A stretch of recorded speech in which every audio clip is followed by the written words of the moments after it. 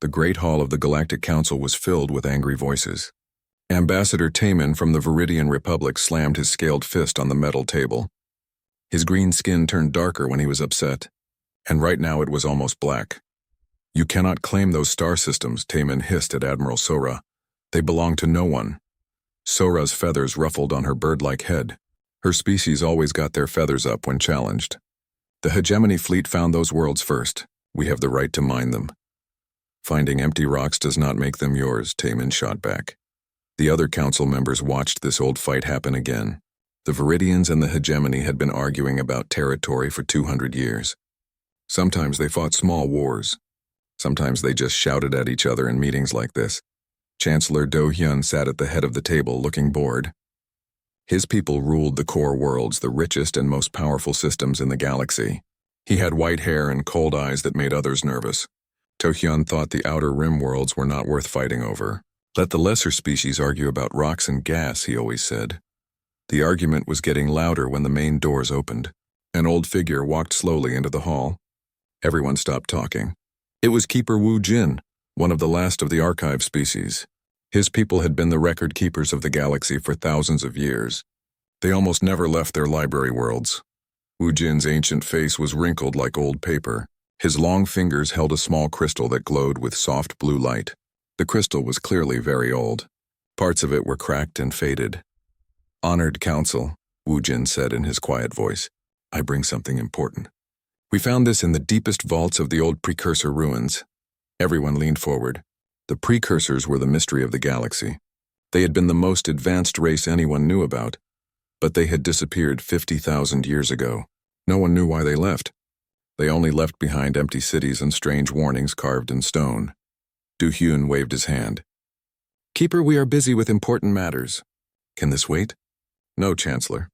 This cannot wait." Wu Jin placed the crystal in a reader device. The air above the table filled with holographic text in the old precursor language. "This crystal speaks of a species called humans." Sora's feathers smoothed down. "Never heard of them."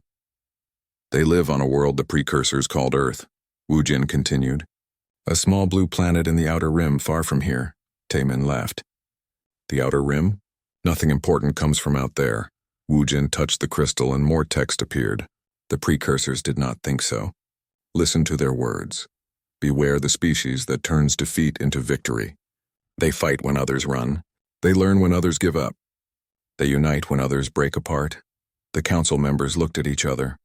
Admiral Sora spoke first. "The precursors wrote warnings about some primitive species." "There is more," Wu Jin said. The crystal glowed brighter. "They are the ones who make the impossible happen. When they are trapped, they find a way out. When they are outnumbered, they become stronger. When they should lose, they win." Chancellor Do-hyun stood up. "This is nonsense. The precursors probably ran from their own shadows. Why should we care about some unknown species on a backwater world?" But in the back of the hall, a young scientist was paying close attention. Hee-jin worked as a xenoarchaeologist, someone who studied alien ruins and old cultures. She had read every precursor text ever found. This was different. The precursors never wrote warnings unless something was truly dangerous. Wu Jin activated the crystal one more time. The final message appeared. "We tried to study them from far away. We thought distance would keep us safe. We were wrong. They do not conquer with weapons alone. They conquer with ideas. They make others want to be like them. We left our galaxy because we could not resist their influence. Do not make our mistake. Do not ignore the humans." The hall was quiet for a moment. Then Chancellor Do-hyun laughed. "So the great precursors ran away from some primitive aliens who had good ideas? This is why they vanished?" "Perhaps they had reason to be afraid," Wu Jin said softly. "Afraid of what?" "Teaching others to be better?" Sora's feathers rustled with amusement. "The precursors sound like cowards." Ambassador Taman nodded. "I agree with the Admiral for once. This sounds like ancient superstition.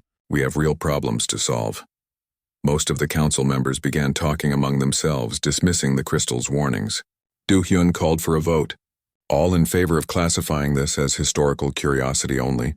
Almost every hand went up. Only Keeper Wu Jin and the young scientist Hye-jin did not vote. "The matter is settled," Do-hyun announced. "File the crystal with the other precursor artifacts. Now let us return to the real business." As the council went back to their arguments about mining rights and trade routes, He-Jin quietly approached Keeper Wu-Jin. The old archivist looked sad but not surprised. "They do not listen," he whispered to her. "But you believe the warnings are real?"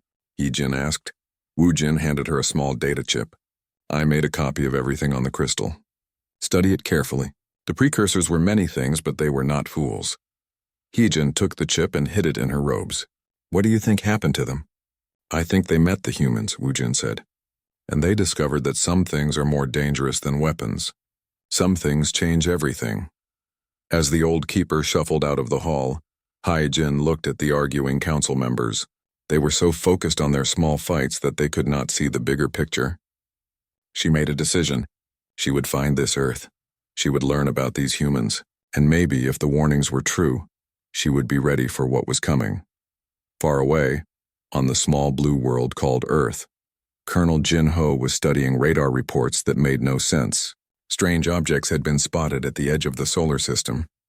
They moved too fast to be asteroids and followed patterns too organized to be natural. Something was coming to Earth, and the galaxy had no idea what was about to happen. War Chief Yun-Su studied the holographic display of the small blue planet. Earth looked weak and divided.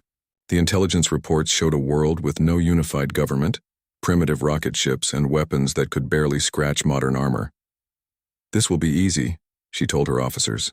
Yun-Su was tall and muscular, with gray skin marked by ritual scars. Her people, the Raider clans, had conquered dozens of worlds. They were experts at finding weak civilizations and taking what they wanted. "The humans fight each other more than they work together," reported her second-in-command. "They have over 200 separate governments. Their technology is at least 500 years behind ours." Yun-Su smiled, showing her sharp teeth. "Perfect.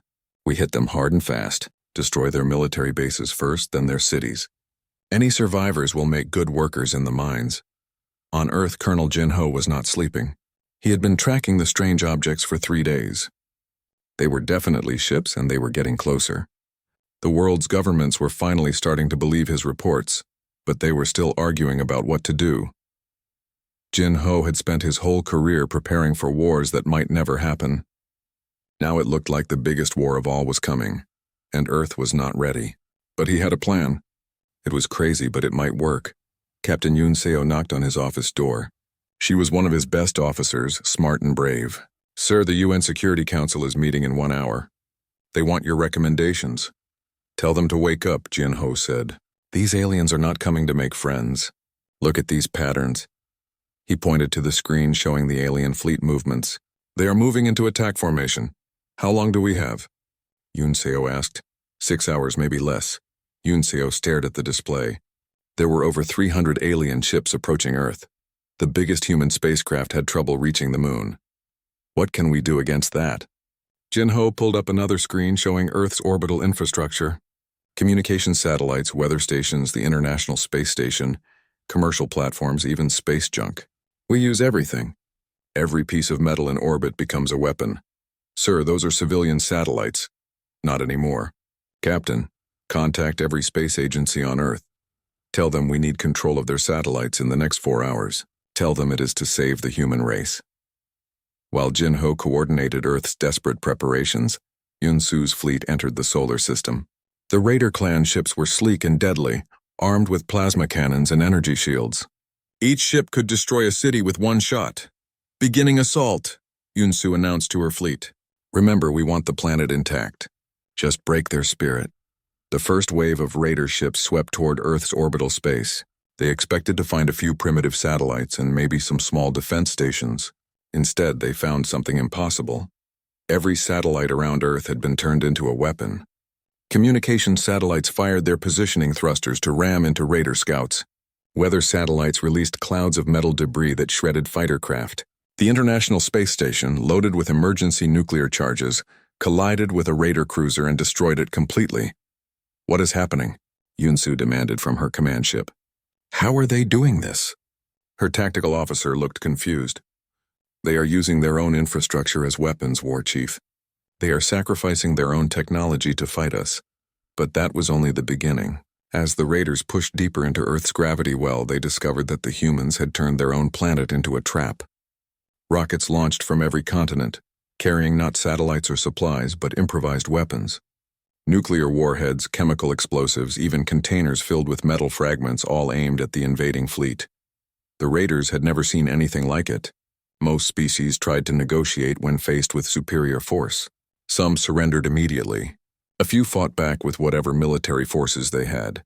But the humans were using everything. Civilian rockets became missiles. Commercial satellites became bombs. Even space junk became deadly projectiles. Captain Yoon Seo coordinated the orbital battle from a bunker deep underground. The command center was filled with people from every nation on Earth, working together for the first time in history. Russian engineers worked beside American generals. Chinese scientists shared data with European pilots. Languages mixed together as everyone focused on one goal: stopping the invasion. Sector 7 is clear, reported a controller with a heavy accent. The debris field took out their entire squadron. Sector 4 needs support, called another voice. They have broken through our satellite screen. Yoon Seo looked at the main display. It showed the space around Earth filled with explosions and wreckage. Human and alien ships were mixed together in a chaotic battle that followed no military doctrine she had ever studied. Launch the Luna packages, she ordered. On the far side of the moon, hidden launch sites activated. These were Jinho's secret weapons, built in the deepest secrecy over the past year.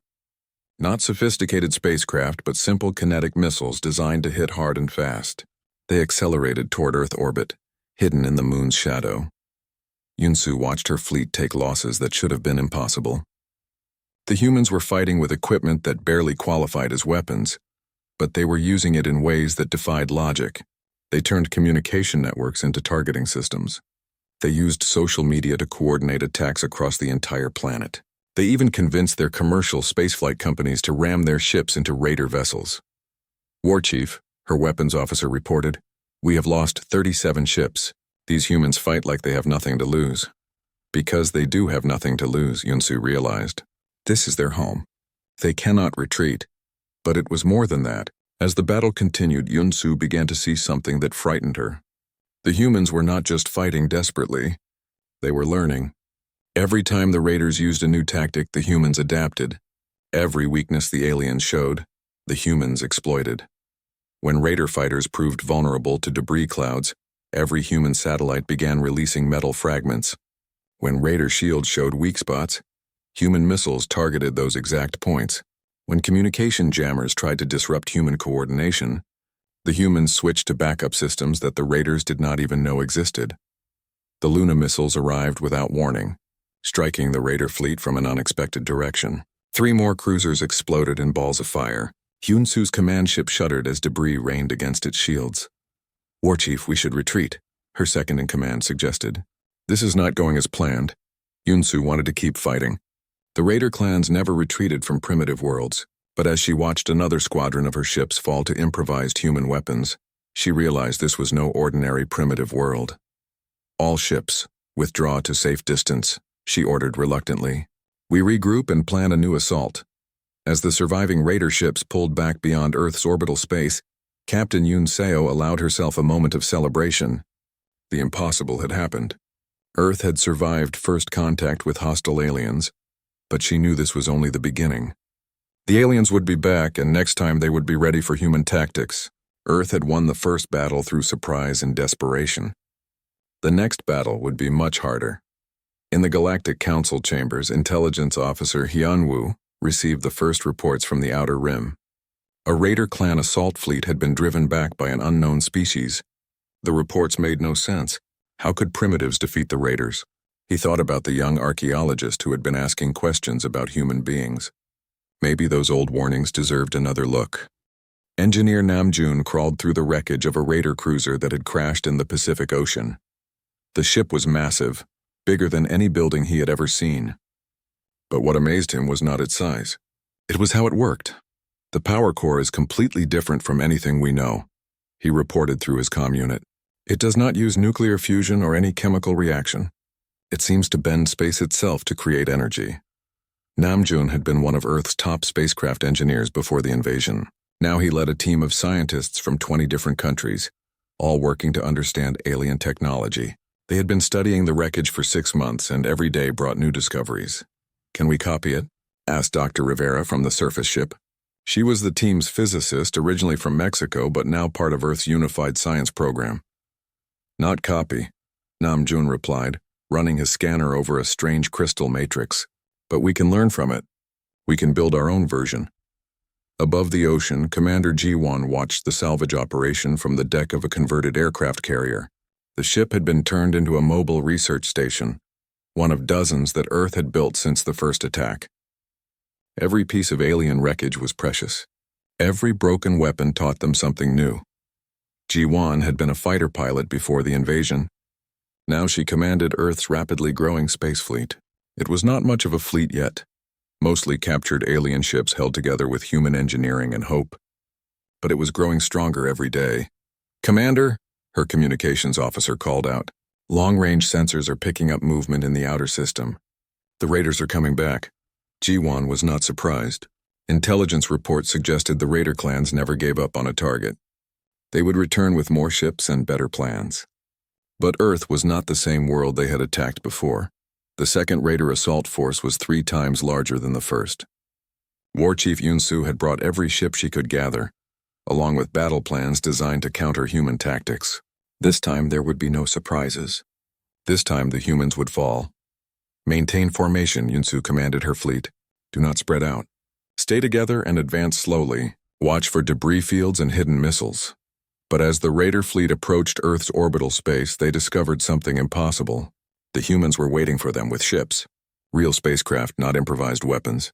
The ships looked strange, like alien technology mixed with human design, but they were clearly warships. "How do they have a fleet?" Yun-Soo's tactical officer asked in confusion. 6 months ago, they barely had satellites. The answer came from Captain Yoon Seo, now commanding the Earth Defense Force from the bridge of a hybrid cruiser, built from salvaged raider technology and human innovation. "All ships, remember your training. Stay flexible and watch each other's backs." The space battle that followed was unlike anything in galactic history. The humans fought with captured alien ships, but they used them in completely new ways. They formed tight defensive formations that protected damaged vessels.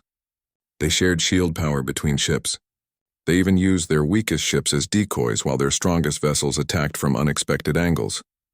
But what shocked the raiders most was how the humans communicated. Every ship in the human fleet was connected to every other ship. Information flowed instantly across the entire force. When one ship discovered a raider weak point, every human vessel knew about it within seconds. "They fight like a single organism," Yun-Soo muttered as she watched her formation break apart under coordinated human attacks. "How is this possible?" The answer lay in humanity's greatest strength, cooperation.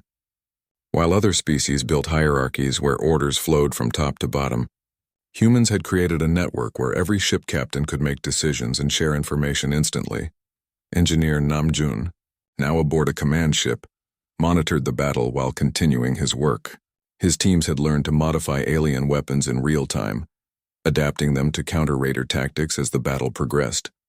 "Their shields are rotating frequencies," he reported. "Switching our weapons to match."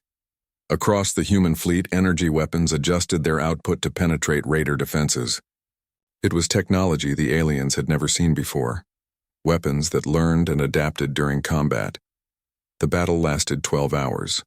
When it ended, the surviving raider ships fled toward deep space, leaving behind 2/3 of their fleet as wreckage. Hyun-Soo's command ship was badly damaged, its engines barely functioning. "This is impossible," she transmitted to the other clan war chiefs. "These humans have learned our technology in months.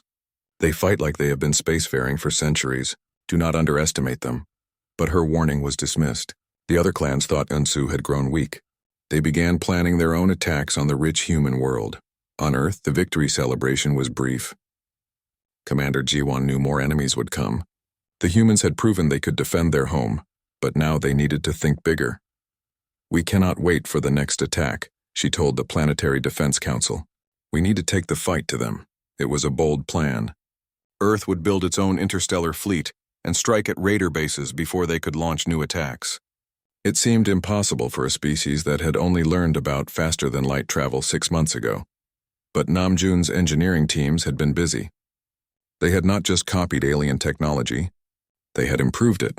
Human fusion reactors were more efficient than Raider power cores. Human computers processed information faster than alien systems. Human weapons could adapt to any target. "We can do this," Namjoon announced to the Engineering Council. "Give me 6 months and I will build you a fleet that can reach any star." In the deeper parts of the galaxy, Intelligence Officer Hyunwoo finally convinced his superiors to investigate the strange reports from the Outer Rim. What he found in the classified files made him call for an emergency meeting with xenoarchaeologist Hye Jin. "The reports are true," he told her in his secure office. "A primitive species has defeated the Raider clans not once but twice, and they are building their own starships." Hye Jin pulled out the data chip Keeper Woo Jin had given her months ago. The precursor warnings were specific. They said humans would not just fight, they would learn. They would grow stronger. But this fast? Hyunwoo studied the intelligence reports. "They have gone from planet-bound to interstellar in less than a year. The precursors said humans adapt under pressure," Hye-jin reminded him. "Maybe pressure is what makes them dangerous." Hyunwoo activated his communications array. "I need to speak with Admiral Sora. If these humans are expanding beyond their world, the hegemony fleet needs to know." But when he tried to contact the hegemony's outer patrol fleets, he discovered something alarming. 3 patrol groups had gone missing in the past month, all in sectors near the human home system. "Hye-jin," he said quietly, "I think the humans are not just defending anymore. I think they are hunting." On the edge of human space, Captain Yoon Seo's strike force studied the wreckage of a Raider base. The attack had been perfect, coordinated across 3 star systems simultaneously. The Raiders had never expected humans to strike so far from Earth. "Collect everything useful," she ordered her crews. "Technology, star charts, intelligence data. We need to know who else is out there." As human ships salvaged alien equipment and prepared for their next mission, Yoon Seo thought about the future. Earth had started this war trying to survive. Now they were winning it. But victory would bring new challenges. Soon other species would notice what was happening in the Outer Rim. Some might want to be friends. Others might want to be enemies. Earth needed to be ready for both. The galaxy was about to discover that the ancient warnings had been true. The humans were coming and nothing would ever be the same. Admiral Sora stood on the bridge of her flagship, staring at the impossible scene before her. 3 human ships hung in space next to her massive battle cruiser, but they were not attacking. Instead, they had sent a message asking for a meeting. "They want to talk?" Sora's feathers ruffled with confusion. "Species that can defeat Raider fleets want to negotiate?" The lead human ship was strange to look at. It was clearly built from alien technology, but it had been changed in ways that made no sense to Sora. Extra communication arrays, redundant shield generators, and weapons that could be quickly modified for different targets.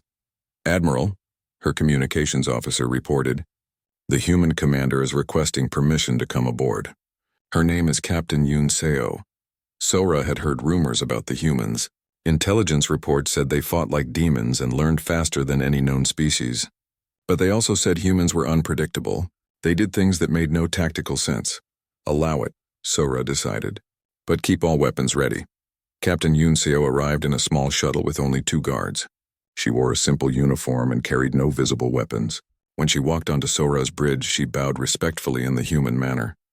"Admiral Sora," Yoon Seo said in perfectly accented hegemony language, "thank you for agreeing to meet. I bring greetings from Earth and an offer of friendship." Sora's feathers smoothed in surprise. "You speak our language?" "We have been studying," Yoon Seo replied. "We found your language databases in captured Raider files. We want to communicate properly with all species we meet." "And what do you want from the hegemony fleet?" Yoon Seo smiled. "We want to help you. Our intelligence suggests the Raiders have been attacking your outer colonies for years. We can stop them." Sora stared at the human captain. "You want to help us fight the Raiders? Why?" "Because it is the right thing to do," Yoon Seo said simply. "The Raiders hurt innocent people. We can protect those people. We want to protect them." This was not what Sora had expected. Every species in the galaxy fought for territory, resources, or power. None of them offered help without wanting something in return. "What is your price?" Sora asked. "No price. But we do want something." Yoon Seo pulled out a small device and activated a holographic display. "We want to learn about the galaxy. We want to meet other species. We want to trade knowledge and technology. The hologram showed star charts with human ships moving through different sectors, not conquering but exploring. They were mapping trade routes, studying alien cultures, and making contact with isolated colonies. You want to explore? Sora asked. We want to understand, Yunseo corrected. Your species, the Viridians, the others we have heard about. We want to learn how to live together peacefully.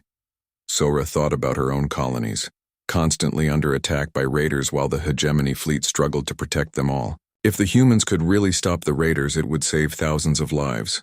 Show me, she said. The joint operation began 3 days later. Human and hegemony ships worked together to track down a raider fleet that had been terrorizing mining colonies. The humans provided advanced sensors and adaptable weapons. The hegemony provided heavy firepower and local knowledge. The battle was over in hours. The raiders, expecting to face only hegemony ships, were completely unprepared for human tactics. Human vessels appeared from impossible angles, using stealth technology they had developed from studying wreckage. They coordinated with hegemony forces in ways that multiplied the effectiveness of both fleets. But what impressed Sora most was what happened after the battle. The humans immediately began rescue operations, saving both hegemony and raider survivors. They provided medical aid to wounded enemies and offered to repair damaged hegemony ships.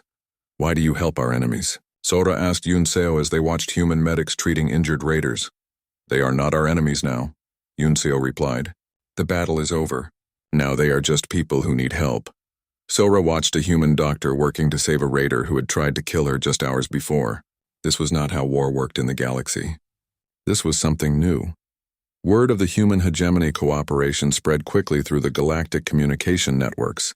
Soon other species were sending messages to Earth, some asking for help, others demanding explanations. Ambassador Tae-min of the Viridian Republic was one of the first to make contact. His people had been fighting the hegemony for centuries, but now he faced a new situation. The humans were helping the hegemony, which should have made them enemies. But the humans were also offering to help the Viridians. We do not take sides in old conflicts, Colonel Jinho explained during their first meeting. We want to help everyone find better solutions. Better solutions? Taemin's scales shifted color as he processed this idea. You mean peace? We mean cooperation, Jinho said. Your people in the hegemony fight over asteroid mining rights. What if there was enough wealth for everyone? What if we could help you find new resources instead of fighting over old ones? Engineer Namjoon presented the technical data. Human ships had been exploring dead systems and finding ways to extract resources from places other species had written off as worthless. Ice comets could provide water for terraforming. Gas giants could fuel fusion reactors. Even empty space contained materials for building habitats. The galaxy is bigger than any of us imagined, Namjoon explained. There is room for everyone to prosper, but not everyone was happy with human expansion. Chancellor Do-hyun of the Core Worlds watched the reports with growing alarm. Humans were making alliances with species across the galaxy. They were changing the balance of power that had kept the Core Worlds dominant for centuries. They are too dangerous, Do-hyun told his military advisors. We need to stop them before they become a threat to galactic stability. General Park, one of his top commanders, studied the intelligence reports. Sir, every species that has worked with the humans has become stronger. Their colonies are more prosperous. Their technology has improved. Maybe we should consider an alliance. Never, Do-hyun snapped. The Core Worlds do not make alliances with primitives. We rule, others obey. That is how the galaxy works. But even as Do-hyun planned military action against the humans, his own people were beginning to doubt him. Intelligence Officer Hyun-woo had been sharing information about human activities with other Core World officials. The data showed something remarkable. Every species that worked with humans became not just stronger, but happier. Crime rates dropped. Economic growth increased. Even old enemies began working together when humans mediated their disputes. How do they do it? Hyun-woo asked xenoarchaeologist Hye-jin during one of their secret meetings. Hye-jin had been studying human behavior through intercepted communications. They listen, she said. Really listen. When species bring them problems, humans do not just offer solutions. They ask questions, they try to understand what people really need, and then they find ways for everyone to get what they need. Look at this. Hye-jin showed him a report from a border dispute between two minor species. The humans discovered both sides wanted the same thing: safe trade routes, So instead of fighting over territory, they helped build new routes that benefited both species. Hyunwoo shook his head in amazement. They turned conflicts into cooperation. The precursor warnings were right, Heejin said quietly. Humans are dangerous, not because they destroy, but because they create. They make people want to be better. The crisis came when Chancellor Do-hyun ordered a preemptive strike against Earth. A massive core worlds fleet, the largest in galactic history, moved toward human space with orders to destroy the threat before it could spread further. But Admiral Sora intercepted the fleet with her hegemony forces. "I cannot allow this attack," she announced on all frequencies. "You dare defy the core worlds?" Do-hyun demanded. "I protect my allies," Sora replied. "The humans have helped my people more than the core worlds ever did. We will stand with them." Soon, ships from dozens of species appeared in the space between the core world's fleet and Earth. Viridians, hegemony forces, mining collectives, exploration fleets, even some raider clans that had made peace with the humans. Do-hyun found himself facing not just Earth, but a coalition that spanned half the galaxy. Species that had been enemies for centuries were working together to protect the humans who had shown them a better way. "This is impossible," Do-hyun muttered as he watched his own officers hesitate to fire on the coalition fleet. "They are primitives. How can they command such loyalty?" Captain Yunseo's voice came across all communication channels. "Chancellor Do-hyun, we do not want to fight you. We want to work with you. The galaxy is big enough for all of us to succeed together." For a moment, Do-hyun considered ordering the attack anyway. But as he looked at the massive coalition arrayed against him, he realized the truth. The old galaxy was ending. A new one was beginning. And the humans had not conquered it. They had convinced it to choose something better. The core world's fleet stood down. The age of human leadership had begun, not through force, but through the simple act of showing others what was possible when people worked together. 5 years had passed since the great confrontation at Earth. The old Galactic Council building on Nexus Prime stood empty, its halls silent.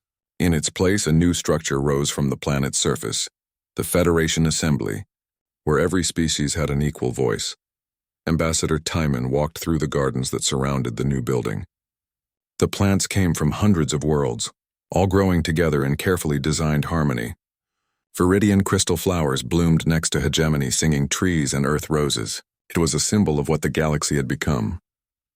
"Hard to believe we once tried to kill each other," Admiral Sora said, joining him on the pathway. Her feathers had turned silver with age, but her eyes were bright with contentment. "I was thinking the same thing," Timon replied, his scales shifting to a peaceful blue-green. "Do you ever miss the old days? You mean the constant fear of war? The waste of resources on weapons? The centuries of mistrust?" Sora laughed. Not for a moment. They had both served as co-directors of the Federation's diplomatic corps for 3 years now. Former enemies working together had seemed impossible once. Now it was simply normal. A group of young beings walked past them, chattering excitedly in the common language that had emerged from human translation programs.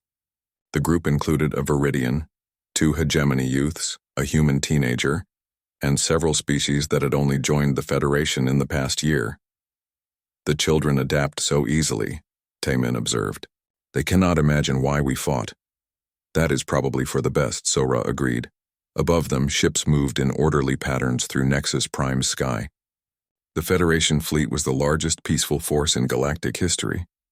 Admiral Yunseo commanded vessels from 40 different species, all working together to explore new worlds and help civilizations in need.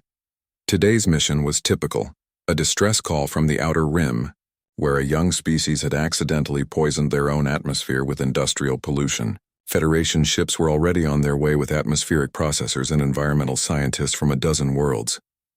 "Admiral," Engineer Namjoon's voice came through the comm system. "The cleanup fleet is ready to depart. We estimate full atmospheric restoration in 18 months. "Excellent work," Yunseo replied from her flagship. "Make sure to include educational programs for the local population. We want them to avoid this problem in the future."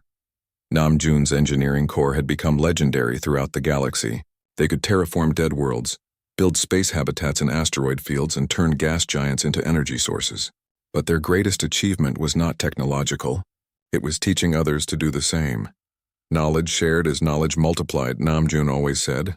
"When we teach others, we all become smarter. Commander G1's exploration fleets pushed deeper into unknown space every year, making contact with isolated civilizations and inviting them to join the growing community of worlds. Some were suspicious at first. All had heard stories of powerful species that conquered or enslaved others. But humans brought a different message. They came with gifts of technology and offers of friendship. They asked what each species needed and found ways to provide it. Most importantly, they listened. First contact with the Helios species is complete, G1 reported from the edge of Galaxy's spiral arm. They are interested in Federation membership but want to maintain their traditional lifestyle. Granted, came the immediate response from the Federation Assembly.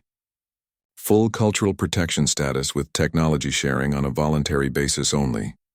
It was the Federation's standard policy. No forced changes.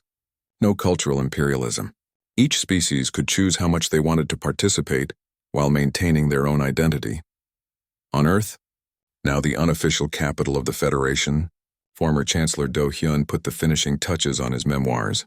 The old leader had spent his exile years studying human society, trying to understand how they had achieved what seemed impossible. The secret, he wrote, was that they had no secret. They simply treated others as they wished to be treated. They shared instead of hoarding. They cooperated instead of competing. They built bridges instead of walls. Do Hyun had initially resented his fall from power, but as he watched the galaxy prosper under Federation guidance, he began to understand that he had not lost anything. He had gained a future he could never have imagined. The humans did not destroy our civilization.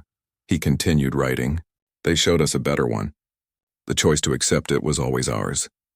In the deep archives of the Federation, xenoarchaeologist He Jin made a remarkable discovery.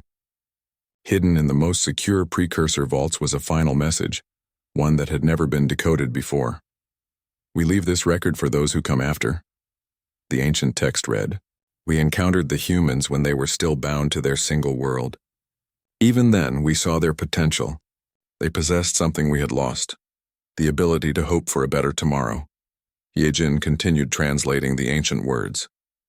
"We tried to study them from a distance, believing we could remain unchanged.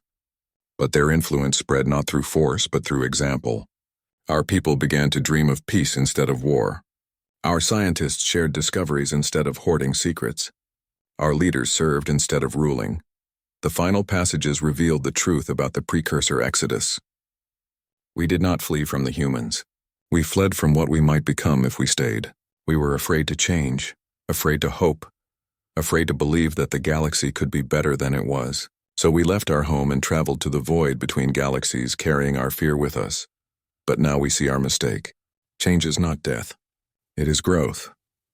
The humans will one day find us here in the darkness, and when they do, we will be ready to come home." Intelligence Officer Hyunwoo read the translation with wonder. "They are still out there?" "According to this, yes," Hyejin replied. "Waiting for the galaxy to become what they always knew it could be." As if summoned by their conversation, a priority message arrived from the Federation's deepest space monitoring stations. Long-range sensors had detected artificial structures in the void between galaxies, structures that matched precursor architecture. "It seems," Hyunwoo said quietly, "that it is time for a family reunion." On the Federation assembly floor, Colonel Jin Ho stood before representatives from over 200 species. As the first human to address the galaxy, his words would be remembered forever. "Friends and colleagues," he began. 5 years ago, we were strangers. Some of us were enemies. But we discovered something that changed everything. We are stronger together than apart." The assembly hall was silent. Beings from across the galaxy listening to the human who had helped bring them together. The ancient warnings spoke of humans as a dangerous species, Jin Ho continued. "They were right. We are dangerous to hatred. We are dangerous to despair. We are dangerous to the idea that conflict is inevitable and cooperation is impossible." He paused, looking around the hall at faces from 100 worlds. "We did not come to your stars to conquer. We came to make friends. We did not seek to rule. We sought to serve. We did not want to be superior. We wanted to be equal." The applause started slowly, then built to a thunderous roar that shook the building. Representatives stood and cheered, not just for humans, but for what they had all accomplished together. "The universe is vast and full of wonders," Jin Ho concluded. We have only begun to explore it. But whatever we find out there, we will face it together, as one people, as one galaxy, as one family. Outside the assembly hall, ships prepared for the long journey to the edge of the galaxy. The precursors were coming home, and the Federation would welcome them with open arms. It would be the final proof that the ancient warnings had been both right and wrong. The humans had indeed been dangerous. They had destroyed the old galaxy of fear and suspicion and war. In its place, they had built something new, a galaxy of hope and cooperation and peace.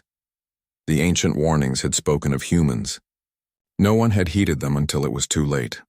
Too late to stop the transformation, too late to prevent the birth of a better universe, and everyone agreed that was exactly as it should be.